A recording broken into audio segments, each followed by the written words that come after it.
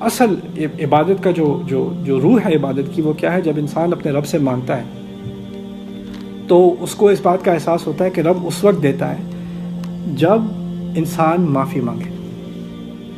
تمام چیزیں ملتی ہیں انسان کو جب انسان معافی مانگتا ہے. اور آپ دوسروں کی غلطیوں کو بھول جائیں، اس نے جو بھی غلطی کی ہو، آپ کسی اور کی غلطی اس حقیقت کو نہیں مٹاتی کہ میری اپنی کچھ غلطیاں ہیں جن کا مجھے اعتراف ہے، جن کا مجھے علم ہے، اور کچھ مجھے علم بھی نہیں ہے، وہ بھی غلطیاں ہیں میری زندگی میں.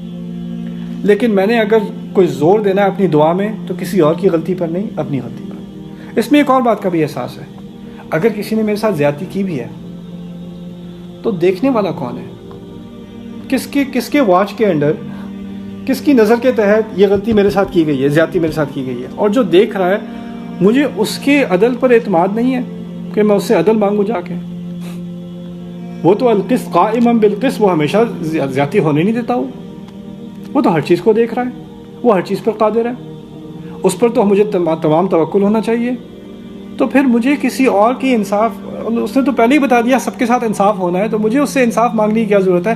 ایسا تو نہیں ہے نا کہ میں اس سے اس طرح انصاف مانگوں جیسے میرے دل میں ہے کہ شاید انصاف ہونے والا نہیں ہے، میں نہیں مانگوں گا تو نہیں ملے گا. یہ تو ہونا ہی ہونا ہے. یہ کیا مانگنے کی چیز ہے؟ مانگنے کی اصل چیز کیا ہے؟ میں نے کیا غیر انصافی کی ہے، میں نے کیا غلطی کی ہے؟ اصل چیز مانگنے کی ہے. اس سے مجھے نوح علیہ السلام کی دعا یاد آتی ہے. انہوں نے اپنی قوم سے کہا تھا فَقُلْتُ اسْتَغْفِرُوا رَبَّكُمْ إِنَّهُ كَانَ غَفَّارًا يُرْسِلِ السَّمَاءَ عَلَيْكُمْ مِدْرَارًا وَيُمْدِدْكُمْ بِأَمْوَالٍ وَبَنِينَ وَيَجْعَلْ لَكُمْ جَنَّاتٍ وَيَجْعَلْ لَكُمْ أَنْهَارًا. کہتے ہیں اپنے رب کی استغفار کیا کرو، وہ بہت معافی قبول کرنے والا ہے. پھر کہتے ہیں اگر معافی مانگو گے تو کیا ہوگا؟ آسمان کھل جائے گا. یرسل السماء علیکم مدرارا، آسمان تم پر موسلا دھار جو ہے بارش ہونے لگے گی. لیکن بارش کا ذکر نہیں کیا، رزق کی بات ہو رہی ہے. صرف بارش ہی نہیں آئے گی، اس کی رحمت آئے گی، اس کی برکتیں آئیں گی، اس کی ہدایت آئے گی. یرسل السماء علیکم مدرارا ویمددکم باموال وبنین، اور وہ تمہارا سارا معاملہ آگے کر دے گا. تمہاری اولاد اور تمہارے پیسے وہ بڑھاتا چلا جائے گا، کھینچتا چلا جائے گا، انہیں آگے تک لیتا چلا جائے گا.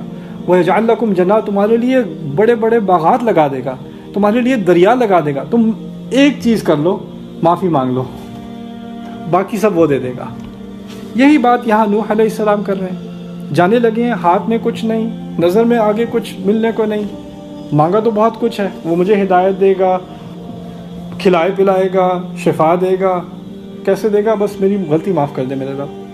وَالَّذِي أَطْمَعُ لِي أَنْ يَغْفِرَ لِي خَطِيئَتِي يَوْمَ الدِّينِ.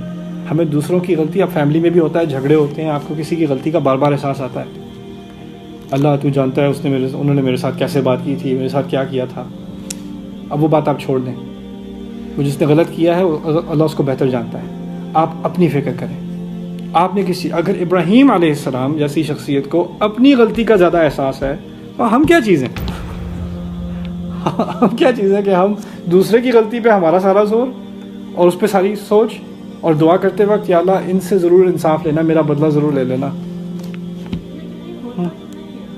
کیا جی، اسی لیے قرآن ہے.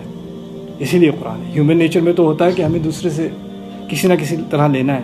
لیکن جب یہ دل میں سیٹل ہو جائے نا کہ میں نے اگر معافی مانگ لی، اپنی معافی مانگ لی، باقی اللہ تمام چیزیں خود ہی دیکھ لے گا، وہ سنبھالے گی. اسی کو توکل کہتے ہیں. اسی لیے ایمان کی ضرورت ہوتی ہے. دل میں بے چینی اس لیے ہوتی ہے کہ ہمیں دوسرے نے جو ہمارے ساتھ کیا ہے کیسے کیا، وہ کیسے بچ کیسے گیا وہ